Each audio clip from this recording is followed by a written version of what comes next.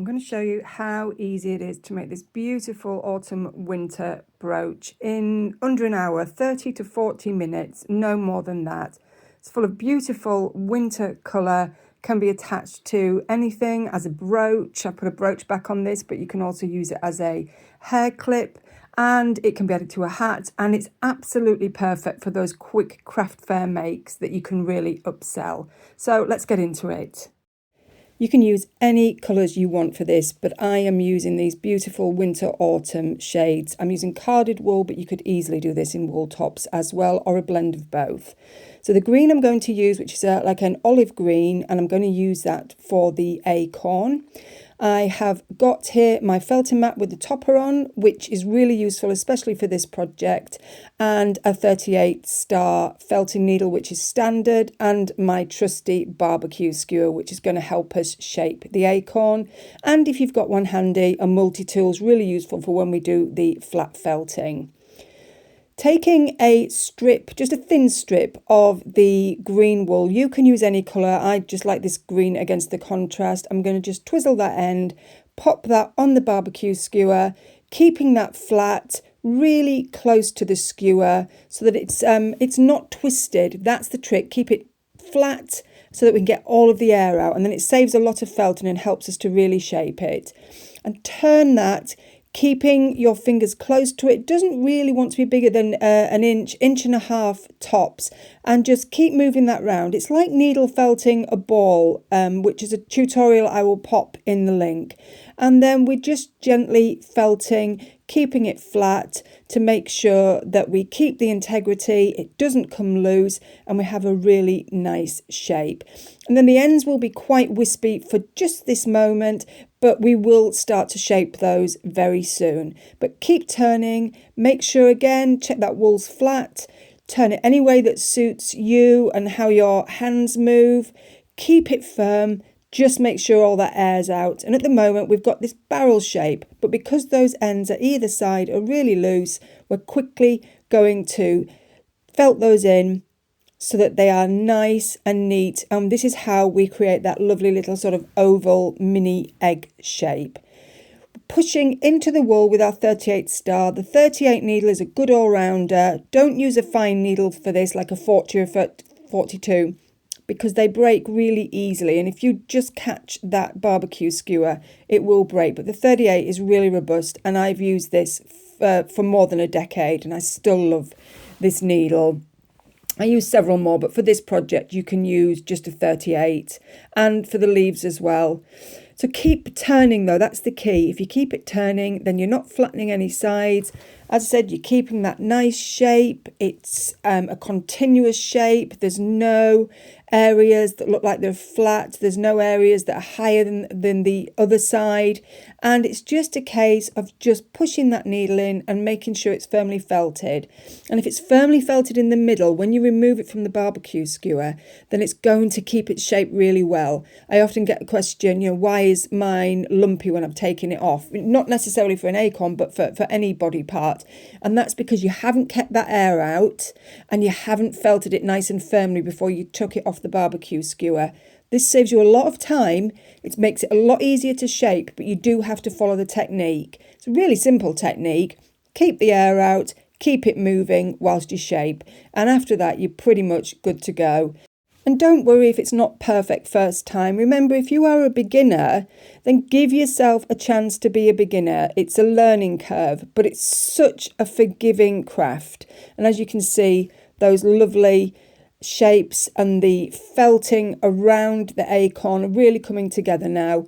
Now I've swapped to a 40 fine needle. If you haven't got one, it doesn't matter, keep going with the 38.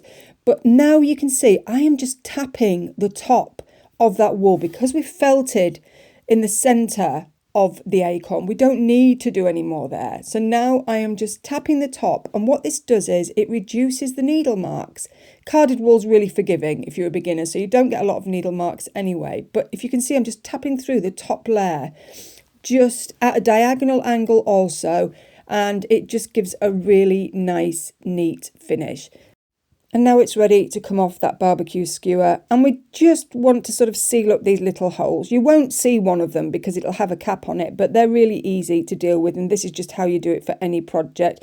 Just poke the needle through that hole a few times and it will disappear. The wool inside that little ball will just fill that gap.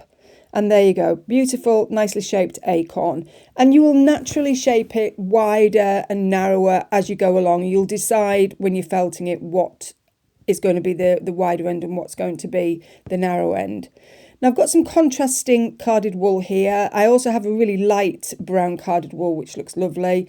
This is going to be for the cap, so I'm just creating a little circle with my felting needle, and this helps me to create a nice neat edge as I pull all of that wool in, using my needle again. Don't bend it, but pulling that wool in to a slight circle, and I'm just slightly felting it on the mat because the rest I am going to do when I pop it on the acorn, because it just seems to be easier that way and quicker.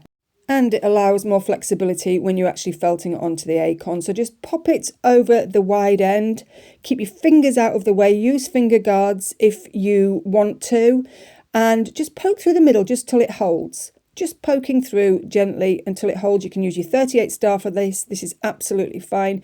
And then just go around those edges until those edges are felted down. And they're looking a bit raggy, but I've got a top tip coming up, so keep watching.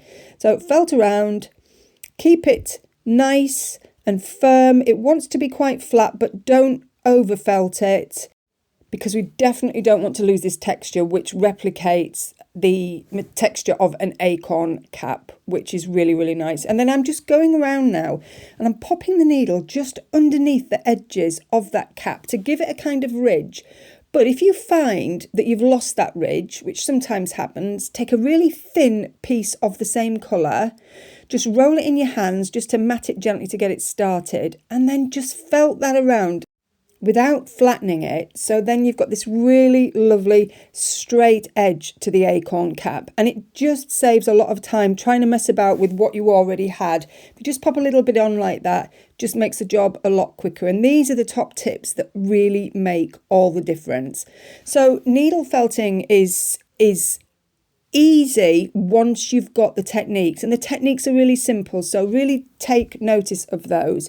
And this is one of the basic shapes that we use in needle felting. There's 6 core foundational shapes that I use, that I teach on my needle felting course, and this is one of the first. So this is the ball or the oval. This is used for acorns, it's used for mushroom caps, it's used for heads on hares and foxes. And once you've learned all of those shapes, those 6 foundational shapes, you can pretty much make 100% of all the needle felting projects using one or a combination of those shapes. So back to the acorn. Just take a tiny little piece. We're going to make the stem and just roll it in your fingers. That's all we're going to do. It's really not a lot of faff at all. Turn it around. Mat it again with your fingers. We're almost creating that shape before we've even touched it with the needle. Keep the thin wispy end loose so that we can attach that top of the acorn, and then just move it around the mat with your needle until it starts to shape. We've got that nice loose wool there. That is going to sit and attach to the top of the acorn. And then what we're going to do is we're going to flatten the end of that stalk, because when you look at an acorn stalk, it's quite flat. So it's really useful to actually look at something that you are making. Look at the actual photograph. It doesn't have to be realistic, but it really does help with shape and proportions. There, as you can see, it's kind of almost like a little droplet. But again, I'm matting it, and what that does is it takes all those wisps away. So it was quite wispy before I did that, and that friction and that warmth of your hands does just take away the wispiness. And then for your fingers' sake, you can actually pop it in between a piece of cardboard, hold it quite firmly, and just felt the top so it's flat. And that really helps to create that shape. And this piece of cardboard is so useful for so many different things, especially when you're doing needle felted ears, if you're doing big bunny or hare ears. It's absolutely brilliant technique. Pop that loose wispy bit, remember, that we kept. Pop it in the middle of that acorn, and we are just going to poke that through until it starts to hold, and that will be very, very quickly. and keep poking. Just make sure you don't lose too much of the stalk. So if you need to, then just hold the stalk flat against the acorn with your hand, and just poke that until it holds, until it's really nice and firm. And it's literally seconds. It really doesn't take too long at all. I'm just taking a bit longer so that you can see exactly what I'm doing. But as you can see, that's nice and firm, and it's also flexible, so you can have that stalk sat on its side. Perfect. Beautiful acorn. We're now ready to crack on with those gorgeous autumn leaves. You can create these using either a single colour or a blend of autumnal colours, which I have done in this case. And I really, really love these sort of zingy yellows. There's some orange and there's some rust in there. And I'm just blending those together by hand. No need for any fancy brushes. Just keep moving them, stacking them on top of each other until you're happy that they're blended enough. And they will also blend again whilst you are felting, so you won't be left with any colour blocks. Laying a piece flat, we are going to create another one of the core shapes, which is the simple petal shape. Fantastic shape, used an awful lot in felting, and I'm just drawing a line with my felting needle, the same as we did for the acorn cap, and then I'm going to fold in the edges. And whilst I'm here, as I said, I'm going to use the second piece, so I get roughly the same shape and size, a little bit light on wool there, so I'm just going to add a little bit more in and give it a quick blend. As I said, this petal shape is a fantastic core shape. We use this for animal ears, hare ears. It's really popular for. We use it for petals, obviously, but it's such a versatile shape. And again, one of the 6 core foundational shapes. So having 2 on the mat just means that you've got a really good guide as to how much wool you're using for each. They don't have to be exact. In fact, my third leaf that I made for this is bigger than the other 2, which worked really well. So folding in those edges, what you'll feel is some resistance. And when you feel that resistance, that's where you stop pulling the wool in. And you can see you naturally start to create a petal shape, leaving that base really loose, because we're going to use that to attach the leaves to the acorn and to each other. And I'm doing the same on the other leaf at the same time. I am actually going to make a third leaf, but I'll just do these 2 for now. I'm not going to show you how to make 3 because they're all exactly the same. So keeping that end loose, remember, we're going to use that to attach. Just continue to felt. And this is what we call flat felting. So this is a 2-dimensional shape. I'm just pulling that away gently. Can you see how all those fibres are caught in that mat? And that's why it's really important to have a topper to protect your felting mat when we are flat felting, because it just means that you get so much more use out of your felting mat, increasing the longevity of whatever mat you have underneath, whether that be a wool mat like I'm using here, a foam mat, which is a pretty standard mat, and you'll find those in all needle felting kits or nearly all needle felting kits, or a Hessian mat, which is a really great alternative, and I use those a lot as well. You just fill a piece of Hessian in a little pouch with rice and it makes a perfect mat. But you do need a topper. You don't have to have it. It's not obligatory, but I absolutely recommend it because you will save money on your felting mats if you do use one. Now, if you want, you can continue to flat felt. If you have a multi-tool, use a multi-tool, use a single needle. If you don't have one, you don't need one. But if you are doing a lot of felting, and particularly if you're doing a lot of flat felting, then I love this tool. This is my go-to tool, the punch needle tool. Now I have the blue one, you might see them in pink, it really doesn't matter. The blue ones are cheaper, the pink ones are the clover ones, probably about twice the price. Both do exactly the same job, so I always go for the blue.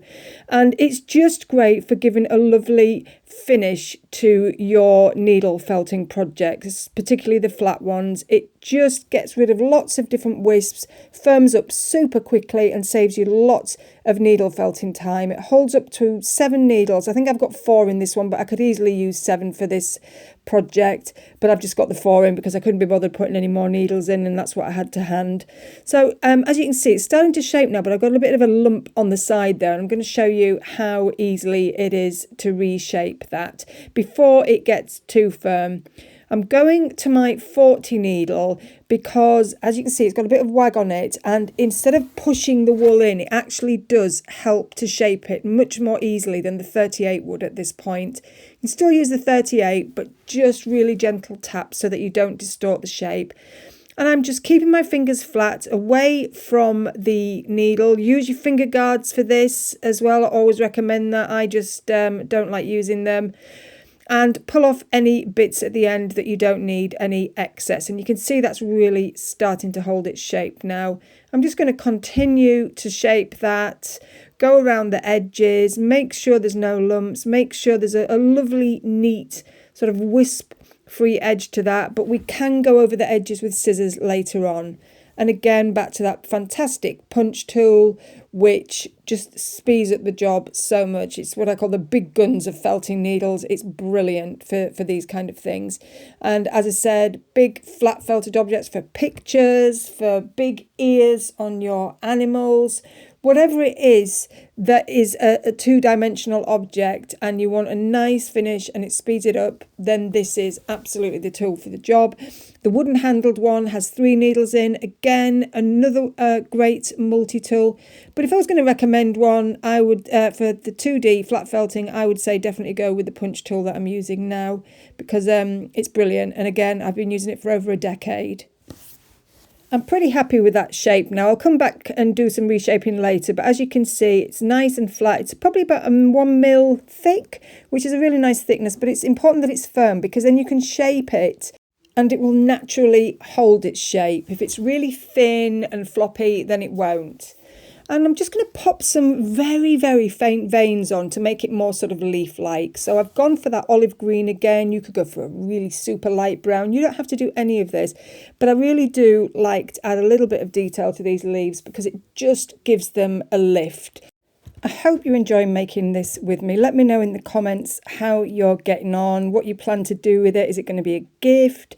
Are you going to pop it on a hat or a scarf? Or are you going to sell it at a craft fair? They're absolutely ideal for craft fairs because these are like the mid-range prices. They're really simple to make. And adding these veins for the leaves really gives them that extra finesse. It just makes them look extra special. It makes them look like you've spent extra time on them, and it doesn't take a lot of time, just a tiny bit of practice, but they are absolutely gorgeous. And these are the type of things you could have just in little baskets and presented on nice cards at the front of your table. But as I say, these are perfect, whether they're for gifts, whether they're for just keeping for yourself, for displays, for hanging from your Christmas tree, or as I said, selling at Christmas markets or your online shop.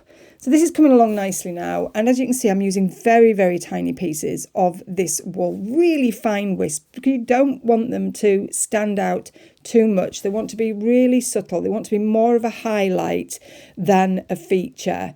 And I usually do 3, so 3 sort of V-shaped veins along that line that we've created in the middle, and I overlap the edges so that they I actually felt them onto the back, and then you don't see any edges and they just stay on a lot better.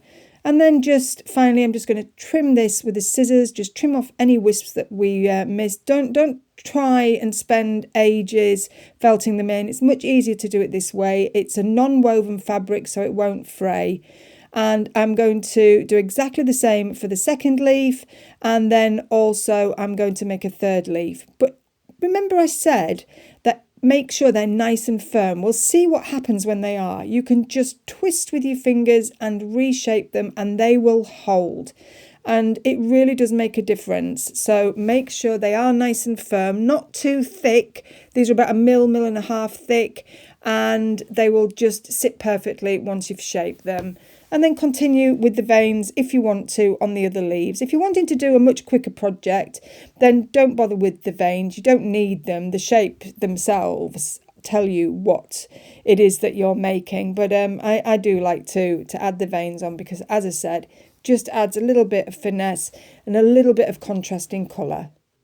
Now you can see, taking them off that topper and putting them against that dark grey background, you get that beautiful vibrancy, and you can see all those burnt oranges and those yellows, how they've blended really nicely together. And those ends that we left loose, I've laid them on top of each other and I've just felted them together. So you've got those 3 leaves together. I like to do things in odd numbers, so 1s, 3s, 5s. They always look aesthetically more pleasing. And make sure they're really secure. You know, you can flap them around around and they're not going to fall apart. And just until you're happy with them, and then we're going to attach it to the acorn. Put your acorn in a jaunty sort of angle if you want. I wouldn't put it straight on because it looks too formal. You know, it wants to kind of be at a little angle and it just looks more natural. And we are now going to felt the wool from the leaves onto the acorn. So no glue needed here at all. It's all done by felting that wool into the back of the acorn. So for this 3-leaf acorn, as I said, you're looking around 30 to 40 minutes, maybe an hour if you've just started needle felting. But give yourself the time and have a little practice, and soon you'll be making these much quicker. And that is absolutely beautiful. Now, what I like to do is, and you don't have to do this, I just want to cover up the little ends of those leaves that I've felted in over the acorn, just so it looks like you've got the whole acorn around the back. But it's on the back and it really doesn't matter. It's just one of the things I like to do. But look at that. It is so pretty. All those little details. And I really think there's 2 ways you can do this. Well, there's several ways, but the hair clip is gorgeous. That would absolutely look beautiful in your hair. And I am going to attach a brooch back to this. I'm just going to sew it on, but if you just really want speed, you can glue the brooch back on, and I have done that many times. But if you are selling them, I would suggest you sew them on because it just gives them that handmade finish feel. Really easy to do. Just get a similar cotton thread. I've used like a brown here, a green would have been fine. And it's one of those brooch backs where they've got the little holes in, so you can go in and out of the holes or straight across the back. It doesn't really matter. As long as it's secure, that's the main thing. And there it is finished. Your beautiful 30 to 40 minute winter brooch.